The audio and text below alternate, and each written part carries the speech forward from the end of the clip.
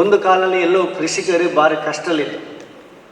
ಆದರೆ ಒಂದು ಹೊಸ ತಿರುವು ಬಂದದ್ದು ನಿಮಗೆ ಗೊತ್ತುತ್ತೋ ಇಲ್ಲೇನೋ, ಭೂ ಮಸೂದೆ ಕಾಯ್ದೆ ಬಂದಾಕನ ಒಮ್ಮೆ ಎಲ್ಲ ಅರೆಭಾಷಿಗರು ಒಂದು ಧೈರ್ಯದಲ್ಲಿ ಆತ್ಮವಿಶ್ವಾಸದಲ್ಲಿ ಎದ್ದು ನಿಲ್ಲಿಕ್ಕೆ ಆಯ್ತು. ಯಾಕೆಂದರೆ ಇಲ್ಲರ ಮಾಡಿದ ಎಲ್ಲ ಸ್ವತ್ತುಗಳ ಅವರ ದನಿಗಳಿಗೆ ಕೊಡೋಕ್ಕಾಗ್ತದೆ.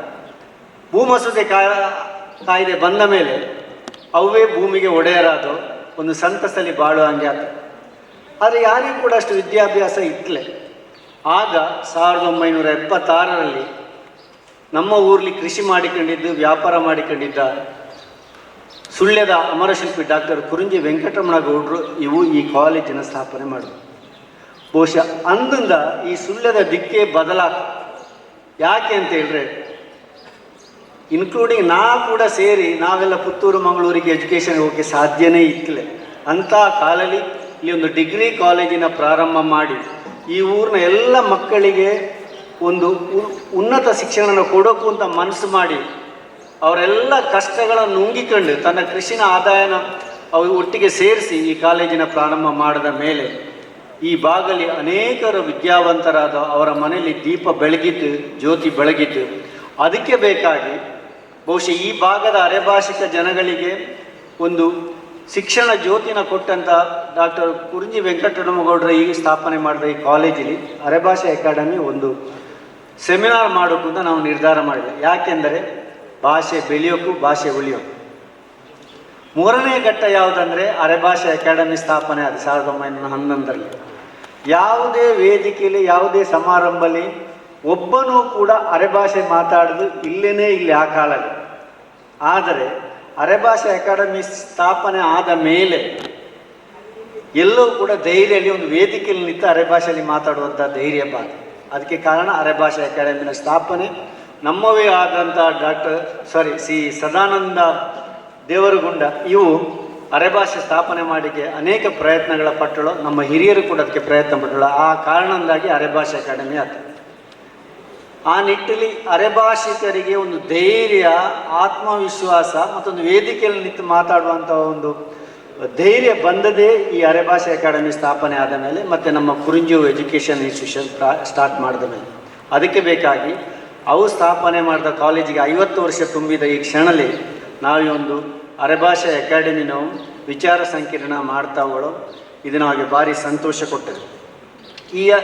ಈ ವಿಚಾರ ಸಂಕಿರಣದಲ್ಲಿ ಫಸ್ಟ್ ಈಗ ಉದ್ಘಾಟನೆ ಆದ ಮೇಲೆ ಫಸ್ಟ್ನ ಗೋಷ್ಠಿ ಅದು ಕನ್ನಡದಲ್ಲಿ ಆದ. ಯಾಕೆಂದರೆ ನಮ್ಮ ಸಂಪನ್ಮೂಲ ವ್ಯಕ್ತಿಗ ಬರೀ ಅರೆಭಾಷೆಗೆಲ್ಲ ಪ್ರಾದೇಶಿಕ ಭಾಷೆಗೆ ಏನೇನು ಸವಾಲು ಹುಟ್ಟಾದರೆ ಎದುರಿಸೋದ್ರ ಬಗ್ಗೆ ಭಾಷಣ ಮಾಡಿದೆ.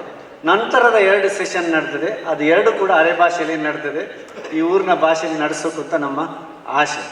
ಒಟ್ಟು 3 ಗೋಷ್ಠಿ ಸಂಜೆ 4 ಗಂಟೆವರೆಗೆ, 3:45 4 ಗಂಟೆ ಒಳಗೆ ಅದು ಮುಗ್ತದೆ. ಇಂಥ ವಿವರ ನಿಮಗೆ ನಾವು ಕೊಟ್ಟಿದೆ. ಈ ಒಂದು ವಿಚಾರ ಸಂಕಿರಣ ಉದ್ಘಾಟನೆ ಮಾಡಿಕೆ ನಮ್ಮವೇ ಆದಂಥ ಅಕಾಡೆಮಿ ಆಫ್ ಲಿಬರಲ್ ಎಜುಕೇಷನ್ನ ಗೌರವಾನ್ವಿತ ಅಧ್ಯಕ್ಷರು, ಖ್ಯಾತ ತಜ್ಞ ವೈದ್ಯರು ಮತ್ತು ಈ ಊರಲ್ಲಿ ಅನೇಕ ಜನಗಳಿಗೆ ಆಸರೆಯಾಗಿ ನಿಂತು ಡಾಕ್ಟರ್ KV ಚಿದಾನಂದ ಇವರು. ಬಹುಶಃ ಅವು ಸುಮಾರು 24,000ಕ್ಕಿಂತಲೂ ಜಾಸ್ತಿ ಶಸ್ತ್ರಚಿಕಿತ್ಸೆ ಮಾಡಿವೆ. ಅದು ಈ ಊರಿನ ಜನರ ಪ್ರತಿಯೊಬ್ಬರಿಗೂ ಕೂಡ ಗೊತ್ತಿದ್ದಂಥ ವಿಷಯ. ಈ ಕಾಲೇಜಿನ ಒಂದು ಹೊಸ ರೂಪಕ್ಕೆ ತಾಕೆ ಪ್ರಯತ್ನ ಪಟ್ಟ ಡಾಕ್ಟರ್ KV ಚಿದಾನಂದನು ಈ ಒಂದು ಸುವರ್ಣ ಸಂಭ್ರಮಾಚರಣೆಯನ್ನು ಮಾಡೋಕು ಅಂತ ಹೇಳೋದಕ್ಕೆ ಮುಂದೆ ನಿಂತಿದ್ದು ಈ ಎಲ್ಲ ಕಾರ್ಯಕ್ರಮಗಳನ್ನು ನಾವು ನಡೆಸುವೆ. ಇಂದು ಉದ್ಘಾಟನೆ ಮಾಡಿಕೆ ಇರುವಂಥ ಶ್ರೀ ಡಾಕ್ಟರ್ KV ಚಿದಾನಂದ ಇವಕ್ಕೆ ಅರೆಭಾಷೆ ಅಕಾಡೆಮಿ ಮತ್ತು ಈ ಕಾಲೇಜಿನ ಪರವಾಗಿ ಹೃತ್ಪೂರ್ವಕವಾದ ಸ್ವಾಗತನ ಬಯಸಿ. ಅರೆಭಾಷೆ ಅಕಾಡೆಮಿನ ಅಧ್ಯಕ್ಷರಾದಂಥ ಶ್ರೀ ಸದಾನಂದ ಮಾವಜಿಯು ಅಧ್ಯಕ್ಷರಾದ ಮೇಲೆ ನಾವು ಹೇಳಿದಲ್ಲ ಎಲ್ಲವೂ ಹೇಳಿ ಭಾಳ ಉತ್ತಮವಾದ ಕಾರ್ಯಕ್ರಮ ಎಲ್ಲ ನಡೆದುಕೊಂಡು ಬಂದುಟ್ಟು ಅಂತ 2 ವರ್ಷದಲ್ಲಿ. ಇನ್ನೂ 1 ವರ್ಷ ಉಂಟು. ಇನ್ನೂ ಕೂಡ ಕೆಲವು ಕಾರ್ಯಕ್ರಮಗಳನ್ನು ನಾವು ಒಳ್ಳೆ ಕಾರ್ಯಕ್ರಮ ನೋಡಿಕೆ ಈಗಾಗಲೇ ಪ್ಲ್ಯಾನ್ ಮಾಡಿಡೋ. ಅವರ ಅಧ್ಯಕ್ಷತೆಯಲ್ಲಿ ಭಾಳ ಒಳ್ಳೆಯ ಕಾರ್ಯಕ್ರಮ ನಡೆದಿಟ್ಟು ಇಂದು ಅಧ್ಯಕ್ಷತೆಯನ್ನು ವಹಿಸಿ ಈ ಕಾರ್ಯಕ್ರಮನ ನಡೆಸಿಕೊಡೋಕುಂದು ಅವರೊಟ್ಟಿಗೆ ಕೇಳಿಕೊಂಡು ಶ್ರೀ ಸದಾನಂದ ಮಾವಜಿಯವಕ್ಕೆ ಎಲ್ಲರ ಪರವಾಗಿ ಪ್ರೀತಿಪೂರ್ವಕವಾದ ಸ್ವಾಗತವನ್ನು ಬಯಸಿದೆ. ಈ ಕಾರ್ಯಕ್ರಮದಲ್ಲಿ ಕಾಲೇಜಿನ ಪ್ರಾಂಶುಪಾಲರಾದಂಥ ಡಾಕ್ಟರ್ ರುದ್ರಕುಮಾರ್ ಸರ್ ಅವಳು ಎಲ್ಲದಕ್ಕೆ ಸಪೋರ್ಟ್. ನಾವು ತುಂಬ ಕಾರ್ಯಕ್ರಮ ಅರೆಭಾಷೆ ಮಾಡಿಳು, ಅವು ನಮ್ಮೊಟ್ಟಿಗಳು, ಅವಕ್ಕೆ ಕೂಡ ಪ್ರೀತಿಪೂರ್ವಕವಾದ ಸ್ವಾಗತನ ಬಯಸಿದೆ. ನೆಹರು ಮೆಮೋರಿಯಲ್ PU ಕಾಲೇಜಿನ ಪ್ರಾಂಶುಪಾಲರಂತ ಶ್ರೀಮತಿ ಮಿತಾಲಿ ರೈ ಅವಳು ಅರೆಭಾಷೆ ಗೊತ್ತಿಲ್ಲ, ಅವರಿಗೆ ಕಲಿಸುವೆ ನಾವು ಒಂದಿನ. ಅರೆಭಾಷೆ ಗೊತ್ತಿಲ್ಲ ಇದ್ದರೂ ನಮ್ಮೊಟ್ಟಿಗೆ ಅತಿಥಿಯಾಗಿ ಅವಳು, ಅವಕ್ಕೆ ಕೂಡ ಪ್ರೀತಿಪೂರ್ವಕವಾದ ಸ್ವಾಗತನ ಬಯಸಿದೆ.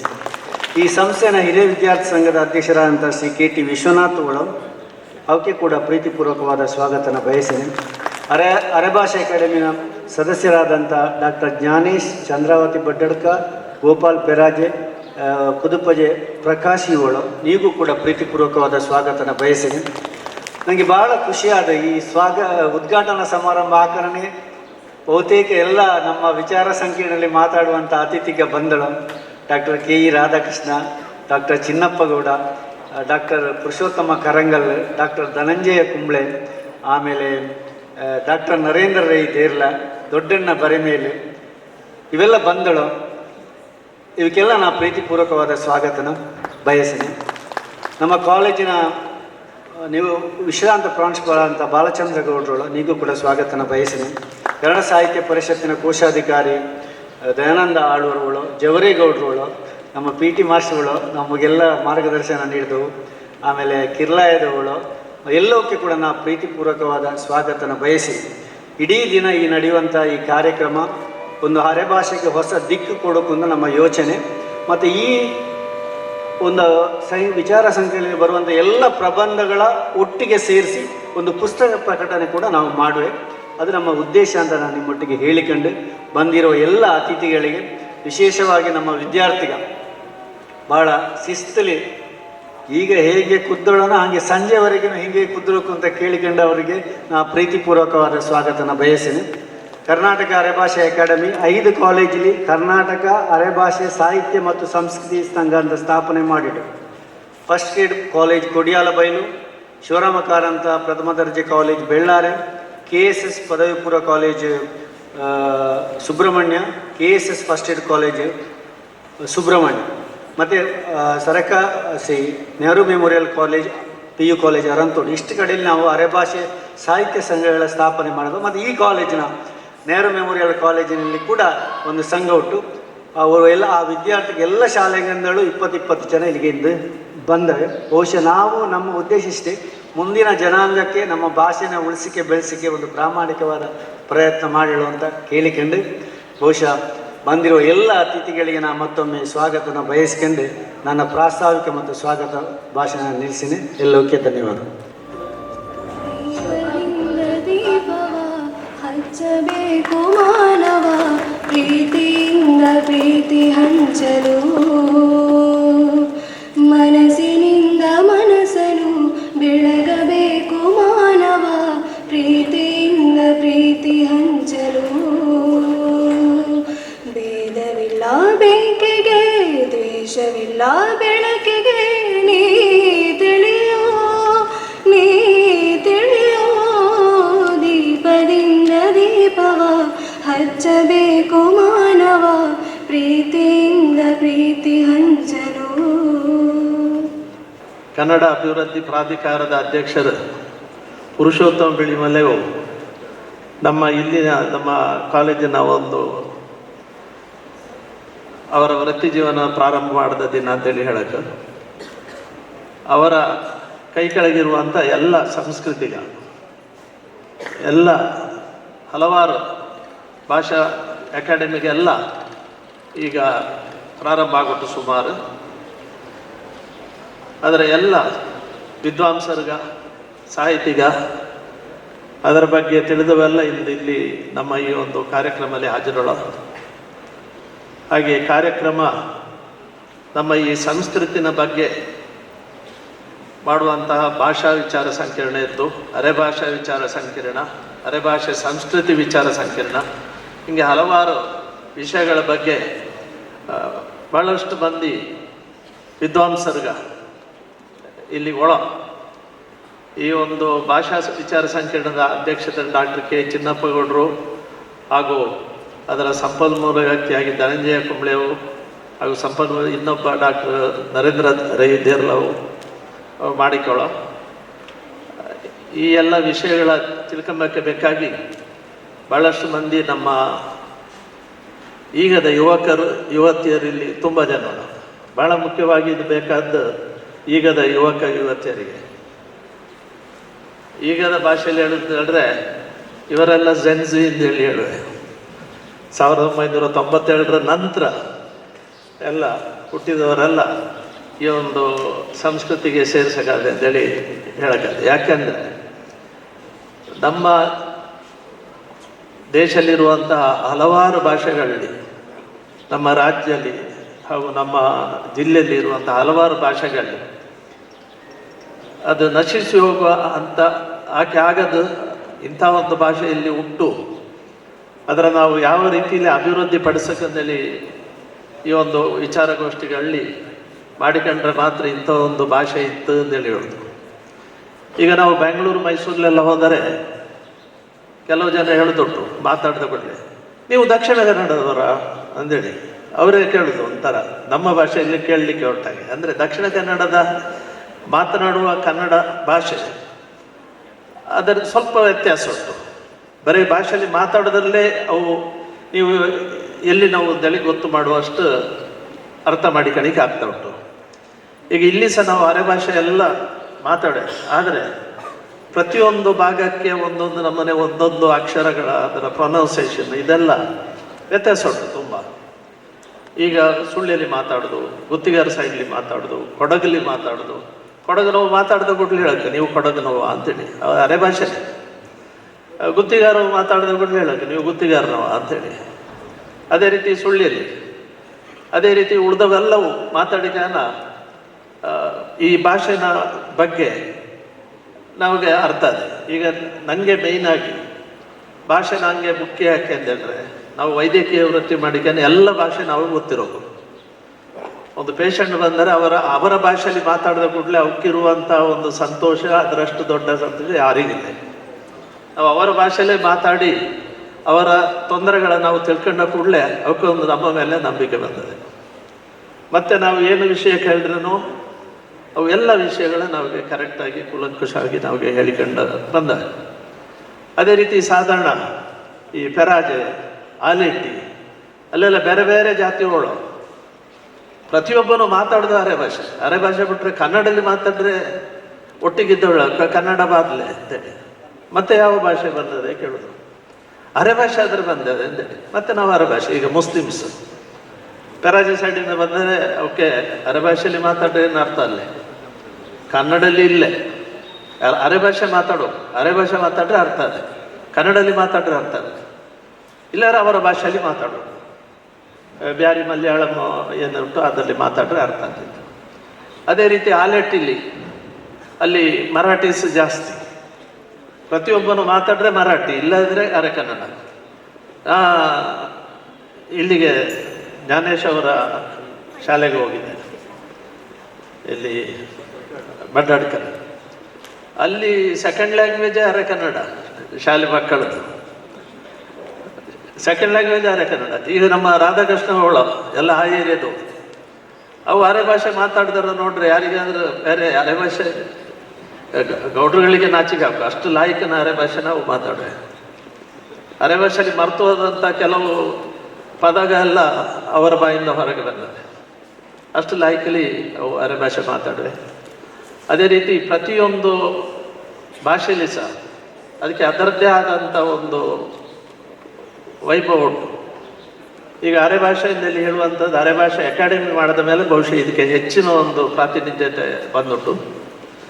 ಈ ಒಂದು ಪ್ರಾತಿನಿಧ್ಯ 2011 ನಮ್ಮ ಸದಾನಂದ ಗೌಡರು ಚೀಫ್ ಮಿನಿಸ್ಟರ್ ಆಗಿದ್ದ ಕಾರಣ ಈ ಒಂದು ಅಕಾಡೆಮಿನ ಪ್ರಾರಂಭ ಮಾಡಿಕೆ ಅವು ಸಹಾಯ ಮಾಡಿ ಈ ಒಂದು ಅಕಾಡೆಮಿ ಪ್ರಾರಂಭ ಆಯಿತು. 1500ವರೆಗೆ ಭಾಳ ಉತ್ತಮ ರೀತಿಯಲ್ಲಿ ಈ ಒಂದು ಅರೆ ಭಾಷೆ ಅಕಾಡೆಮಿ ಕಾರ್ಯನಿರ್ವಹಿಸ್ತಾ ಬಂದುಂಟು. ಈಗ 2 ವರ್ಷದಿಂದ ಸದಾನಂದ ಮಾವಜಿಯು ಕಾರ್ಯಕ್ರಮ ಹಾಕಿಕೊಂಡಿದ್ದ. ಈಗ ಒಂದು 6 ತಿಂಗಳ ಹಿಂದೆ ಒಂದು ಕಾರ್ಯಕ್ರಮ ಬೆಂಗಳೂರಲ್ಲಿ ಆಯ್ತು. ಬಹುಶಃ ಅದು ಅತೀ ಒಂದು ಹೆಚ್ಚಿನ ಈ ನಮ್ಮ ಅರೆ ಭಾಷೆಗೆ ವೈಭವೀಕರಣ ಕೊಟ್ಟಂಥ ಒಂದು ಕಾರ್ಯಕ್ರಮ ಅಂತೇಳಿ ಹೇಳೋದು. ಭಾಳ ಚೆನ್ನಾಗಿ ಆಗ್ಬಿಟ್ಟು ಭಾಳಷ್ಟು ಜನ ಅದರಲ್ಲಿ ಭಾಗವಹಿಸಿದ್ದ. ಚೀಫ್ ಮಿನಿಸ್ಟರ್ ಆಗಲಿ, ಎಲ್ಲ ಮಿನಿಸ್ಟ್ರುಗಳಿಗೆ ಎಲ್ಲವಕ್ಕೂ ಈ ಅರೆ ಭಾಷೆ ಸಂಸ್ಕೃತಿಯಿಂದ ಹೇಳುವಂಥದ್ದು, ಹುಟ್ಟುಂದೇಳಿ ಹೇಳುವಂಥದ್ದು ಎಲ್ಲವಕ್ಕೂ ಗೊತ್ತಾಗ್ಬಿಟ್ಟು ಅದರಲ್ಲಿ ಪ್ರತಿಯೊಬ್ಬರ ಹೆಸರು ಹೇಳಿ ರಾಧಾಕೃಷ್ಣನವಿರ್ದು ಅಥವಾ ನಮ್ಮ ಬೇರೆ ಬೇರೆ ಒಬ್ಬರೊಬ್ಬರ ಹೆಸರು ಹೇಳಿ ಚೀಫ್ ಮಿನಿಸ್ಟರ್ ಹೇಳ್ತಾ ಇದ್ದರು, ನೀವು ಅಲ್ಲಿಯವರಲ್ಲ, ನೀವು ಇಲ್ಲಿಯವರಲ್ಲ, ನೀವು ಈ ಭಾಷೆ ಮಾತಾಡೋದಲ್ಲ. ಗುರುಜಿ ವೆಂಕಟರಮಣಗೌಡರು ಈ ಭಾಷೆ ಮಾತಾಡ್ತಿದ್ರು ಅಂತೇಳಿ ಅದನ್ನು ನೆನೆಸಿಕೊಂಡ ಅಂದು ಆ ಒಂದು ಇದರಲ್ಲಿ ಕಾರ್ಯಕ್ರಮದಲ್ಲಿ. ಅದೇ ರೀತಿ ಭಾಷೆ ಅಭಿವೃದ್ಧಿ ಹಾಕುವುದಲ್ಲಿ ಹೇಳಿದ್ರೆ ಇಂಥ ಹಲವಾರು ಕಾರ್ಯಕ್ರಮ ಬೇರೆ ಬೇರೆ ಕಡೆಯಲ್ಲಿ ಮಾಡಿದಾಗ ಮಾತ್ರ ನಮಗೆ ಅರ್ಥ ಇದೆ. ಅದೇ ರೀತಿ ಬೇರೆ ಈಗ ಕಾರ್ಯಕ್ರಮಗಳ ನಾಟಕದ ಮುಖಾಂತರ ನಮ್ಮ ಅರೆಭಾಷೆ ಅಭಿವೃದ್ಧಿ ಹಾಕು ಅಂತೇಳಿ ಹೇಳುವಂಥ ಒಂದು ವ್ಯವಸ್ಥೆನ ನಮ್ಮ ಅರೆಭಾಷೆ ಅಕಾಡೆಮಿ ಈಗ ಮಾಡ್ತಾ ಉಂಟು. ಚಂದ್ರಶೇಖರ್ ಪೇರಲವು ಅದಕ್ಕೆ ಭಾಳ ಮುತುವರ್ಜಿ ವಹಿಸಿ ಊರು ಬೈಲು ಲೋಕೇಶವು ಈ ಒಂದು ಅಪ್ಪ ಅಂತೇಳಿ ಹೇಳುವಂಥ ಒಂದು ನಾಟಕನ ಭಾಳಷ್ಟು ಕಡೆಯಲ್ಲಿ ಈಗ ಆ ಪ್ರಯೋಗ ನಡೆದು ಸುಮಾರು 25 ಕಡೆಯಲ್ಲಿ ಆತುಗಂಡದೆ, ಎಲ್ಲ ಕಡೆಯಲ್ಲಿ 9 ಕಡೆಯಲ್ಲಿ ಅದು ಮಾಡೋಕೆ ಅಂತ ಹೇಳಿದ್ರೆ ಆ ಟೀಮ್ನು ಎಲ್ಲ ಒಟ್ಟಿಗೆ ಬೇಕು, ಹಂಗಾರೆ ಮಾತ್ರ ಅದು. ಅದರಿಂದಾಗಿ ಅರೆಭಾಷೆದ್ದು ಹೆಸರು ಅರೆಭಾಷೆ ಏನಂತೇಳಿ ಹೇಳುವಂಥದ್ದು ಪಸರಿಸ್ತಾ ಉಂಟು. ಅದೇ ರೀತಿ ಇನ್ನು ಹಲವಾರು ಪುಸ್ತಕಗಳ ಅರೆಭಾಷೆಯಲ್ಲಿ ಬರೆಯೋಕ್ಕೆ ಶುರು ಮಾಡಿದ. ಅರೆಭಾಷೆಯಲ್ಲಿ ಹಲವಾರು ಗಾದೆಗಳು, ಅರೆಭಾಷೆನ ಹಲವಾರು ಪದ ಉಂಟು. ನಮ್ಮ ಕುರ್ಜಿ ಗಂಗಾಧರ ಮಾಸ್ಟರು ಅರೆಭಾಷೆ ಇದೊಂದು ಶಬ್ದ ಪದಕೋಶ ಮಾಡ್ಯಾರ. ಬಹುಶಃ ಅದು 2ನೇ ವಾಲ್ಯೂಮ್ ಮಾತ್ರ ಅದು, ಮತ್ತೆ ಇನ್ನು ಅಭಿವೃದ್ಧಿಯಾಗಿ ಹಾಕೊಂಡಗಂಡದೆ. ಫಸ್ಟ್ ಅದರಲ್ಲಿ ಸಾಧಾರಣ ಅರೆಭಾಷೆನೆಲ್ಲ ಕಲೆಕ್ಟ್ ಮಾಡಿ ಸುಮಾರು ಪದಗಳ ಅದರಲ್ಲಿ ಜೋಡಿಸೋಣ ಅಂಥದ್ದು. ಇನ್ನೂ ಹಲವಾರು ನಮ್ಮ ಅರೆಭಾಷೆಯಲ್ಲಿ ಪುಸ್ತಕ ಹೊರಗೆ ಬರೋಕು, ಹಾಗೂ ಅರೆಭಾಷೆ ಗಾದೆಗಳದ್ದು ಸಹ ಒಂದು ಪುಸ್ತಕ ಹೊರಗೆ ಬರೋಕು ಅಂತ ಕಂಡದೆ. ದೊಡ್ಡಣ್ಣ ಬರೆ ಮೇಲವು ನಮ್ಮ ಅರೆಭಾಷೆ ಸಂಸ್ಕೃತಿಲಿ ನಾವು ನಡೆಸುವಂಥ ಹಲವಾರು ಕಾರ್ಯಕ್ರಮ ಬೇರೆ ಬೇರೆ ನಮ್ಮ ಗೌಡ ಸಂಸ್ಕೃತಿಲಿ ಏನೇನು ಮಾಡುವೆ 10 ಕುಟುಂಬ 18 ಗೋತ್ರ ಅಂತೇಳಿ ಹೇಳಿ ಅದರೆಲ್ಲ ವೈಭೀಕರಿಸಿ ಕೆಲವು ಪುಸ್ತಕಗಳ ಬರೆದಳು. ಹಾಗೆ ಭಾಳಷ್ಟು ಮಂದಿ ಈಗ ಅರೆಭಾಷೆಯಲ್ಲಿ ಈ ಒಂದು ಸಾಹಿತ್ಯಿಕ ಆಕೆ ಮುಂದೆ ಬರ್ತಾವಳ, ಅವಕ್ಕೆ ಬೇಕಾದ ಪ್ರೋತ್ಸಾಹ ಇಂಥ ಕಾರ್ಯಕ್ರಮ ಆಕೆನ ಭಾಷೆನ ಬಗ್ಗೆ ವಿಚಾರ ಸಂಕಿರಣ ಮತ್ತು ಸಂಸ್ಕೃತಿನ ವಿಚಾರ ಎಲ್ಲ ಮಾತಾಡ್ರೆ ಬಹುಶಃ ಅಂಥ ಸಾಹಿತಿಗೆ ಈ ಒಂದು ಕಾರ್ಯಕ್ರಮಕ್ಕೆ ಬಂದರೆ ನಮ್ಮ ಅರೆಭಾಷೆ ಭಾಳಷ್ಟು ಮುಂದೆ ಬಾಕೆ ಸಾಧ್ಯತೆ ಉಂಟು ಅಂತೇಳಿ ಅನಿಸಿದೆ. ಈ ಒಂದು ಕಾರ್ಯಕ್ರಮನ ಇಲ್ಲಿನ ಈ ನೆಹರು ಮೆಮೋರಿಯಲ್ ಕಾಲೇಜಿನ ಸುವರ್ಣ ಮಹೋತ್ಸವದ ಸಂದರ್ಭದಲ್ಲಿ ನಾವು ಡಿಸೆಂಬರ್ 26ಕ್ಕೆ ಸ್ಥಾಪಕರ ದಿನಾಚರಣೆ ದಿನ ನಾವು ಈ ಸುವರ್ಣ ಮಹೋತ್ಸವ ಆಚರಿಸೋದಿಲ್ಲ ಹೇಳಿದ್ರೆ 1 ತಿಂಗಳಲ್ಲಿ ಒಂದು ಕಾರ್ಯಕ್ರಮ ಹಾಕಿಕೊಂಡು ಈ ನೆಹರು ಮೆಮೋರಿಯಲ್ ಕಾಲೇಜಿನ 12 ತಿಂಗಳು ಸಹ ಒಂದೊಂದು ಕಾರ್ಯಕ್ರಮ ಮಾಡಿ ಸುವರ್ಣ ಮಹೋತ್ಸವ ಆಚರಿಸೋದಿಲ್ಲ ಹೇಳಿ ನಾವು ಪ್ರಾರಂಭ ಮಾಡಿದೆವು. ಕಳೆದ ತಿಂಗಳು ನಾವು ಹಾಫ್ ಮ್ಯಾರಥಾನ್ ಓಟನ ಪ್ರಾರಂಭ ಮಾಡಿ ಸುಮಾರು 3,500 ಜನರು ಅದರಲ್ಲಿ ಭಾಗವಹಿಸಿ ಒಳ್ಳೆ ಹೆಸರು ಸಹ ನಮ್ಮ ನೆಹರು ಮೆಮೋರಿಯಲ್ ಕಾಲೇಜಿಗೆ ಅದರಲ್ಲಿ ಸಹ ಬಂದುಂಟು. ಅದೇ ರೀತಿ ಈ ತಿಂಗಳ ಕಾರ್ಯಕ್ರಮದಲ್ಲಿ ಅರೆಭಾಷೆ ಅಕಾಡೆಮಿನ ವತಿಯಿಂದ ಈ ಒಂದು ಅರೆಭಾಷೆ ರಾಷ್ಟ್ರೀಯ ವಿಚಾರ ಸಂಕಿರಣ ಹಾಕಿಕೊಂಡು ಅಂತೇಳಿ ಹೇಳಿ ಈ ಒಂದು ಕಾರ್ಯಕ್ರಮನ ಎಲ್ಲವೂ ಸೇರಿಕೊಂಡು ಅರೆಭಾಷೆ ಅಕಾಡೆಮಿಯು ಹಾಗೂ ನಮ್ಮ ಈ ಸುವರ್ಣ ಮಹೋತ್ಸವದ ಎಲ್ಲ ಸಮಿತಿಯವೆಲ್ಲ ಸೇರಿಕೊಂಡು ಈ ಒಂದು ಕಾರ್ಯಕ್ರಮದಿಂದ ಹಾಕೊಳ್ಳೋ ಈ ಒಂದು ಕಾರ್ಯಕ್ರಮನ ಉದ್ಘಾಟನೆ ಮಾಡಬೇಡೋದು. ಹಲವಾರು ಮಂದಿ ಸಾಹಿತಿ ವಿದ್ವಾಂಸರೆಲ್ಲ ನೀವೆಲ್ಲ ಇಲ್ಲಿ ಬಂದೊಳರಿ ಈ ಒಂದು ಕಾರ್ಯಕ್ರಮವನ್ನು ಉತ್ತಮವಾಗಿ ನೆರವೇರಿಸಿ ಅರೆಭಾಷೆ ಸಂಸ್ಕೃತಿ ಹಾಗೂ ಅರೆಭಾಷೆಯ ಬಗ್ಗೆ ಇನ್ನೂ ಹೆಚ್ಚಿನ ಮಹತ್ವ ನಮ್ಮ ಇದರಲ್ಲಿ ಉಂಟಾಗಲಿ ಹಾಗೂ ಅರೆಭಾಷೆ ಸಂಸ್ಕೃತಿ ಬೆಳೆಯಲಿಂದೇಳಿ ಹೇಳುತ್ತಾ ಈ ಒಂದು ಕಾರ್ಯಕ್ರಮವನ್ನು ಉದ್ಘಾಟಿಸಿಳೆ. ಇದಕ್ಕೆ ಯಶಸ್ವಿಯಾಗಲಿದ್ದೇಳಿ ದೇವರಲ್ಲಿ ಪ್ರಾರ್ಥಿಸಿ.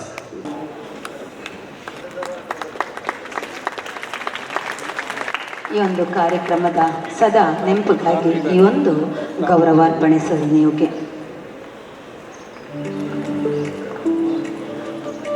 ಒಂದು ವಿಚಾರ ಸಂಕಿರಣ ಏಕೆ ನಾವು ಇಲ್ಲಿ ಮಾಡುವಂತಿಲ್ಲದರ ಬಗ್ಗೆ ನಮ್ಮ ಪೇರಲ್ ಸರು ನಿಮಗೆ ವಿವರವನ್ನು ಹೇಳಿದರು. ನಾನು ಈ ಒಂದು ಕಾಲೇಜಿನ ಹಳೆ ವಿದ್ಯಾರ್ಥಿಯಾಗಿ 1976ರಲ್ಲಿ ಪ್ರಾರಂಭವಾದ ನೆಹರು ಮೆಮೋರಿಯಲ್ ಕಾಲೇಜ್ ಇಂದು 50 ವರ್ಷ ಪೂರೈಸುವ ಹಂತದಲ್ಲಿ ಇರುವ ಈ ಸಂದರ್ಭದಲ್ಲಿ ಒಂದು ಸುವರ್ಣ ಮಹೋತ್ಸವ ಕಾರ್ಯಕ್ರಮನ ಈಗ ಇಲ್ಲಿ ಹಮ್ಮಿಕೊಳ್ಳಲಿಕ್ಕೆ ನಾವು ತಯಾರಾಗಿವಳ. ಈ ಸಂದರ್ಭದಲ್ಲಿ ಪ್ರತಿ ತಿಂಗ ಬೇರೆ ಬೇರೆ ಕಾರ್ಯಕ್ರಮಗಳನ್ನ ಆಯೋಜನೆ ಮಾಡುವ ನಿಟ್ಟಿನಲ್ಲಿ ಇಂದು ಅರೆಭಾಷೆ ಅಕಾಡೆಮಿ ರಾಷ್ಟ್ರೀಯ ವಿಚಾರ ಸಂಕಿರಣ ಅಂತೆಲ್ಲ ಈ ಒಂದು ಕಾರ್ಯಕ್ರಮನ ಇಲ್ಲಿ ನಾವು ಹಮ್ಮಿಕೊಂಡವ. ನಾವು ಅರೆಭಾಷೆಯಲ್ಲಿ ಬೇರೆ ಬೇರೆ ಕಾರ್ಯಕ್ರಮಗಳನ್ನ ಬೇರೆ ಬೇರೆ ನಮ್ಮ ರಾಜ್ಯದ ಬೇರೆ ಬೇರೆ ಪ್ರದೇಶದಲ್ಲಿ ನಾವು ಇದರ ಆಯೋಜನೆ ಮಾಡಿರೋ. ನಮ್ಮ ಉದ್ದೇಶ ಭಾಷೆನ ಬೆಳೆಸುವಂಥದ್ದು, ಸಂಸ್ಕೃತಿನ ಉಳಿಸಿ ಮುಂದಿನ ಜನಾಂಗಕ್ಕೆ ಅದರ ಪರಿಚಯಿಸುವಂಥ ಈ ಒಂದು ನಿಟ್ಟಿನಲ್ಲಿ ಈ ಕಾರ್ಯಕ್ರಮ ನಾವು ಬೇರೆ ಬೇರೆ ಕಡೆ ಆಯೋಜನೆ ಮಾಡ್ತಾವೆ. ಈಗಾಗಲೇ ಪ್ರಸ್ತಾಪ ಮಾಡಿದ ನಾವು ಕಾಲೇಜುಗಳಲ್ಲಿ ಸಂಸ್ಕೃತಿ ಮತ್ತು ಸಾಹಿತ್ಯದ ಸಂಘಗಳ ರಚನೆ ಮಾಡಿಕೊಂಡು ವಿದ್ಯಾರ್ಥಿಗಳಿಗೆ ಈ ಒಂದು ಸಂಸ್ಕೃತಿನ ಉಣಬಡಿಸುವ ನಿಟ್ಟಿನಲ್ಲಿ ನಾವು ಮತ್ತು ಅವು ಸಾಹಿತ್ಯನ ಬೆಳೆಸುವ ರೀತಿಯಲ್ಲಿ ನಾವು ಶಾಲೆ ಕಾಲೇಜುಗಳಲ್ಲಿ ಕಾರ್ಯಕ್ರಮಗಳನ್ನು ನಾವು ಆಯೋಜನೆ ಮಾಡ್ತಾ ಬರ್ತಾವಲ್ಲ. ಈಗಾಗಲೇ 5-6 ಕಾಲೇಜಲ್ಲಿ ಈ ಭಾಗಲಿ ಮತ್ತು ಕೊಡಗಿನ ಭಾಗಲಿ ನಾವು ಈ ಸಂಘಗಳ ರಚನೆ ಮಾಡ್ತಾವೆ. ನಾವು ಬಹಳಷ್ಟು ಕಾರ್ಯಕ್ರಮಗಳ ದೊಡ್ಡ ಮಟ್ಟಿನ ಕಾರ್ಯಕ್ರಮಗಳ ನಾವು ಆಯೋಜನೆ ಮಾಡಿರೋ. ಗಡಿನಾಡ ಉತ್ಸವ ಅಂತಿರುವ ಕಾರ್ಯಕ್ರಮನ ಎಲ್ಲಿ ಅರೆಭಾಷಿಕರು ನಾವು ವಾಸವಿರುವಂಥ ನಮ್ಮ ದಕ್ಷಿಣ ಕನ್ನಡ ಹಿಡಿದು ದಕ್ಷಿಣ ಕನ್ನಡ ಪಕ್ಕದ ಬಂದ್ಯಡ್ಕ, ಹೊಸದುರ್ಗ ತಾಲೂಕಿನ ಬಂದ್ಯಡ್ಕ ಹಿಡಿದು ನಮ್ಮ ಕೊಡಗಿನ ಭಾಗಮಂಡಲ, ಚಯ್ಯಂಡಾಣೆ, ಕುಶಲನಗರ ಬೇರೆ ಬೇರೆ ಕಡೆ ನಾವು ಈ ಗಡಿನಾಡ ಉತ್ಸವ ಕಾರ್ಯಕ್ರಮನ ಮಾಡ್ತಾವಳು. ಇದರ ಉದ್ದೇಶ ಗಡಿನಾಡ ಉತ್ಸವ ಏಕೆಂತೇಳಿದ್ರೆ ಆ ಗಡಿಭಾಗದಲ್ಲಿ ಬೇರೆ ಬೇರೆ ಭಾಷೆಯವರ ಪ್ರಭಾವ ಅಲ್ಲಿ ಬೀರ್ತಾವು. ನಾವು ಬಂದ್ಯಡ್ಕೆಗೆ ಹೋದರೆ ಅಲ್ಲಿ ಮಲಯಾಳ ಮತ್ತು ಅರೆಭಾಷೆ ಮಿಕ್ಸ್ ಆಗ್ತಾವೆ. ಆಗ ಅಲ್ಲಿ ಇನ್ನು ಮುಂದಿನ ದಿನಗಳಲ್ಲಿ ಅರೆಭಾಷೆ ಮಾತನಾಡುವ ಮಲಯಾಳ ಮಾತಾಡೋಕ್ಕೆ ಸಾಧ್ಯ ಇಲ್ಲಂತೇನಿಲ್ಲ. ಅದಕ್ಕೆ ಜಾಗೃತಿಗೋಸ್ಕರ ಮತ್ತು ಅಲ್ಲಿ ಬೆಳವಣಿಗೆ ಮಾಡುವ ದೃಷ್ಟಿಯಿಂದ ಇಟ್ಸಿಕೊಂಡು ನಾವು ಅಂಥ ಗಡಿಭಾಗದಲ್ಲಿ ಇಂತಹ ಕಾರ್ಯಕ್ರಮ ಮಾಡುವ ಒಂದು ಉದ್ದೇಶನ ಇಸ್ಕೊಂಡವು. ಅದು ಕಳೆದ ವರ್ಷ ಒಂದಷ್ಟು 5-6 ಕಡೆ ನಾವು ಈ ಅರೆಭಾಷೆ ಗಡಿನಾಡ ಉತ್ಸವನ ಬೇರೆ ಬೇರೆ ಸಾಂಸ್ಕೃತಿಕ ಮೆರವಣಿಗೆಯನ್ನು ಮಾಡುವ ಮುಖಾಂತರ ಅಲ್ಲಿ ನಮ್ಮ ಸಂಸ್ಕೃತಿಯನ್ನು ಬಿಂಬಿಸುವ ಕಾರ್ಯಕ್ರಮಗಳ ಕೊಡುವ ಮುಖಾಂತರ ನಾವು ವಿಚಾರಗೋಷ್ಠಿಗಳನ್ನು ನಡೆಸುವ ಮುಖಾಂತರ ಅಲ್ಲಿ ನಾವು ಒಳ್ಳೊಳ್ಳೆ ಕಾರ್ಯಕ್ರಮನ ನಾವು ಹಾಕ್ಕೊಂಡವು.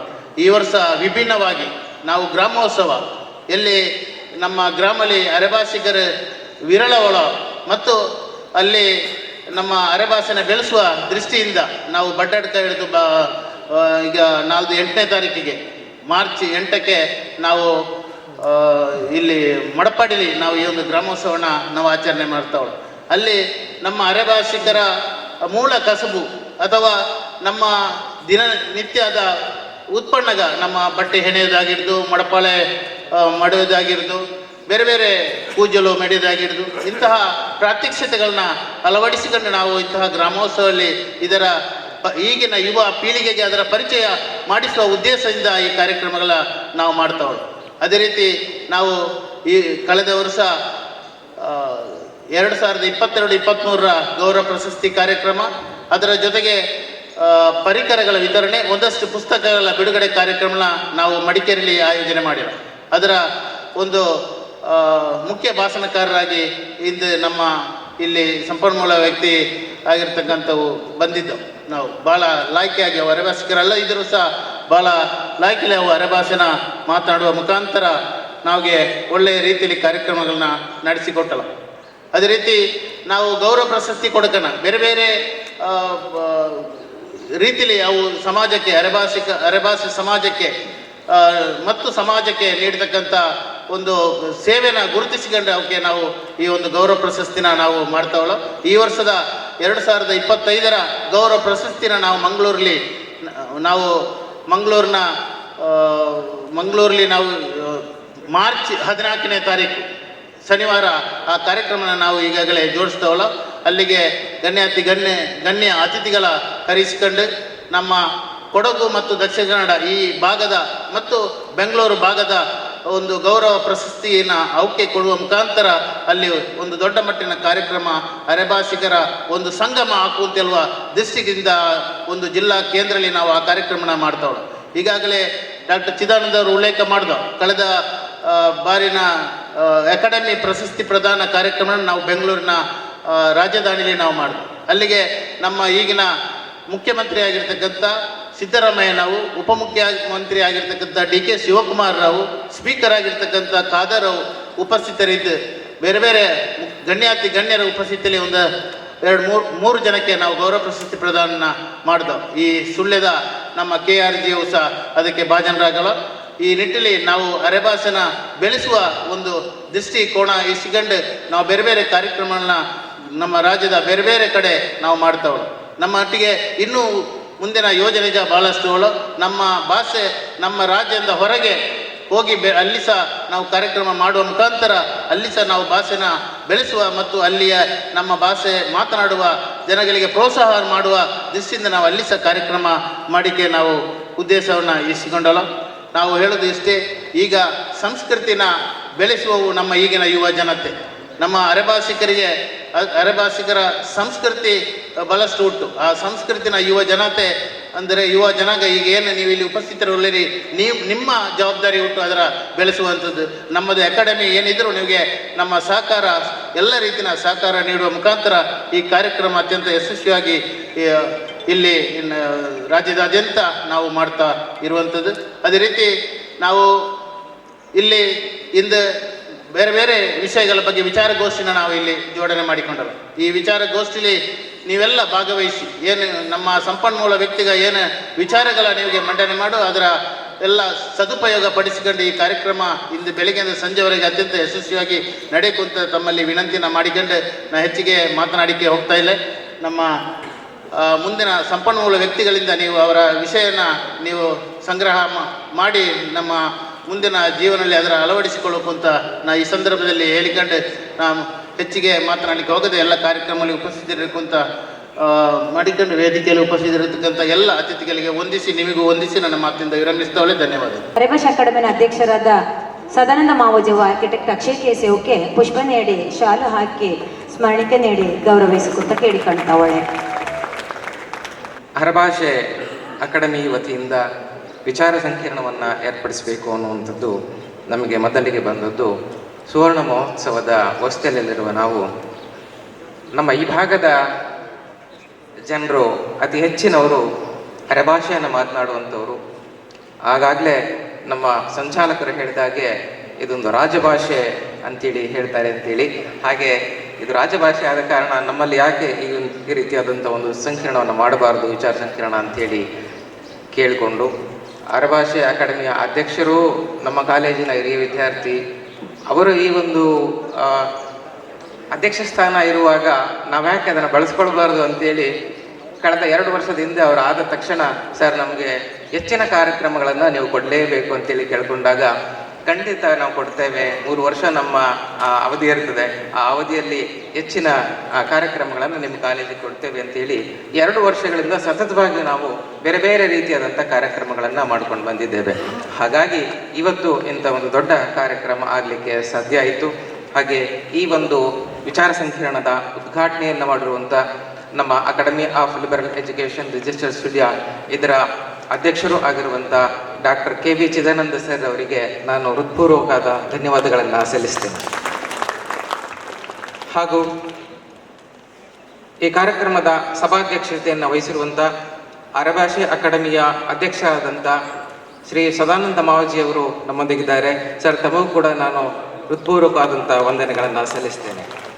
ಅದೇ ರೀತಿ ನಮ್ಮೊಂದಿಗೆ ತಡವಾಗಿ ಆದರೂ ಬಂದು ಸೇರಿಕೊಳ್ಬೇಕು ಅಂತೇಳಿ ನಮ್ಮ academy of liberal education register studio ಇದರ ಪ್ರಧಾನ ಕಾರ್ಯದರ್ಶಿಗಳು ನಮ್ಮೆಲ್ಲ ಕಾರ್ಯಕ್ರಮಗಳಿಗೆ ಹುಮ್ಮಸ್ಸನ್ನು ತುಂಬಿ ಹೆಚ್ಚಿನ ಕಾರ್ಯಕ್ರಮಗಳನ್ನು ಇಲ್ಲಿ ಮಾಡಬೇಕು ಅಂತೇಳಿ ನಮ್ಮನ್ನೆಲ್ಲ ಉತ್ತೇಜಿಸುವಂಥ ನಮ್ಮೆಲ್ಲರ ಬೆನ್ನೆಲುಬಾಗಿ ನಿಂತಿರುವಂಥ ಆರ್ಕಿಟೆಕ್ಟ್ ಅಕ್ಷಯ್ ಕೇಸೇಸ್ ಅವರು ಬಂದಿದ್ದಾರೆ. ಸರ್ ತಮಗೂ ಕೂಡ ಹೃತ್ಪೂರ್ವಕವಾದಂಥ ಧನ್ಯವಾದಗಳನ್ನು ಸಲ್ಲಿಸ್ತೇನೆ. ಹಾಗೆ ಅದೇ ರೀತಿ ಈ ಒಂದು ಕಾರ್ಯಕ್ರಮದಲ್ಲಿ ನಮ್ಮ PU ಕಾಲೇಜಿನ ಪ್ರಾಂಶುಪಾಲರು ಮಿಥಾಲಿ ಪಿ ರೈಯರವರಿದ್ದಾರೆ. ಮೇಡಮ್ ನಿಮಗೂ ಕೂಡ ಧನ್ಯವಾದಗಳನ್ನು ಸಲ್ಲಿಸ್ತೇನೆ. ಹಾಗೆ ನಮ್ಮ ಕಾಲೇಜಿನಲ್ಲಿ ಈ ಒಂದು ಸುವರ್ಣ ಸಂಭ್ರಮಕ್ಕೆ ಹೆಚ್ಚಿನ ಆಸಕ್ತಿಯನ್ನು ವಹಿಸಿ ನಾವು ಹಿರಿಯ ವಿದ್ಯಾರ್ಥಿಗಳೆಲ್ಲವೂ ಸೇರಿ ಒಂದಷ್ಟು ಕಾರ್ಯಕ್ರಮಗಳನ್ನು ಮಾಡೋಣ ಅಂತೇಳಿ ಹೇಳ್ತಾ ಈ ಒಂದು ಕಾರ್ಯಕ್ರಮವನ್ನು ಕೂಡ ಅವರು ಕೂಡ ಬೆನ್ನೆಲುಬಾಗಿ ನಿಂತು ಮಾಡ್ತಾ ಇದ್ದಾರೆ. ನಮ್ಮ ಕಾಲೇಜಿನ ಹಿರಿಯ ವಿದ್ಯಾರ್ಥಿಗಳ ಸಂಘದ ಅಧ್ಯಕ್ಷರಾದ ಡಾಕ್ಟರ್ KT ವಿಶ್ವನಾಥ್ ಅವರಿದ್ದಾರೆ. ತಮಗೂ ಕೂಡ ನಾನು ಹೃತ್ಪೂರ್ವಕವಾದಂಥ ಧನ್ಯವಾದಗಳನ್ನು ಸಲ್ಲಿಸ್ತೇನೆ. ಹಾಗೂ ಈ ಒಂದು ಅಕಾಡೆಮಿಯ ಎಲ್ಲ ಸದಸ್ಯರುಗಳು ಇಲ್ಲಿದ್ದೀರಿ. ಅಕಾಡೆಮಿಯ ಸದಸ್ಯರುಗಳಾದಂಥ ಎಲ್ಲರಿಗೂ ಕೂಡ ನಾನು ಒಂದೇ ಮಾತಿನಲ್ಲಿ ಮತ್ತು ನಮ್ಮ ಈ ಒಂದು ಕಾಲೇಜಿಗೆ ಈ ಒಂದು ವಿಚಾರ ಸಂಕಿರಣವನ್ನು ತರಲಿಕ್ಕೆ ಶ್ರಮಪಟ್ಟಂಥವರು ಸಂಚಾಲಕ ಸದಸ್ಯರಾದಂಥ ನಮ್ಮ ಕಾಲೇಜಿನ ಆಡಳಿತಾಧಿಕಾರಿಯೂ ಆದಂಥ ಶ್ರೀ ಚಂದ್ರಶೇಖರ್ ಪೇರಾಲ್ರವರಿದ್ದಾರೆ. ನಿಮ್ಮೆಲ್ಲರಿಗೂ ಕೂಡ ನಾನು ಒಂದೇ ಮಾತಿನಲ್ಲಿ ಧನ್ಯವಾದಗಳನ್ನು ಸಲ್ಲಿಸ್ತಾ, ಮತ್ತು ಅತಿ ಹೆಚ್ಚಿನ ಸಂಖ್ಯೆಯಲ್ಲಿ ಇನ್ನೂ ಕೂಡ ಬರ್ತಾನೆ ಇದ್ದಾರೆ.